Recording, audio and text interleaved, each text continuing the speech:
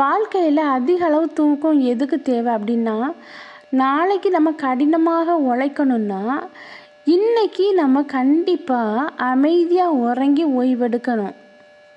இங்கே உண்மையான அன்புக்கும் ஒரு பொய்யான அன்புக்கும் ஒரு சின்ன வித்தியாசம் தாங்க.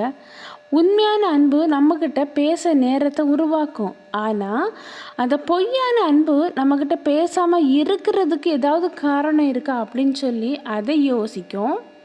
நேசித்த உறவு உங்ககிட்ட பேசாமல் இருந்துச்சுன்னா நீங்களும் அதை பேசாமல் இருக்க கற்றுக்கொண்டுருவீங்க கொஞ்ச நாள் ஆன பிறகு. அதே மாதிரி பார்க்காம இருந்தாங்கன்னா நீங்களும் பார்க்காம இருக்கிறதுக்கு கற்றுக்கொண்டுருவீங்க. ஆனால் எதையும் நினைக்காம இருக்க கற்றுக்கொள்ள முடியவே முடியாதுங்க. நினைவுகள் கொஞ்சம் கொஞ்சமாக தான் நம்மக்கிட்டேருந்து மறந்து போகும். இங்கே அன்புங்கிறது பேசிக்கிட்டே இருக்கிறது மட்டும் இல்லைங்க. அன்பு புரிஞ்சிட்டு பேசாமல் இருக்கிறது கூட அன்பு தான். உங்கள் வாழ்க்கையில் அடுத்தவங்க என்ன சொன்னாலும் கேட்டுட்ருக்கணும். அது தப்பே கிடையாது. ஆனால் உங்களுக்கு எது சரின்னு தோணுதோ அதை மட்டும்தான் செய்யணும்.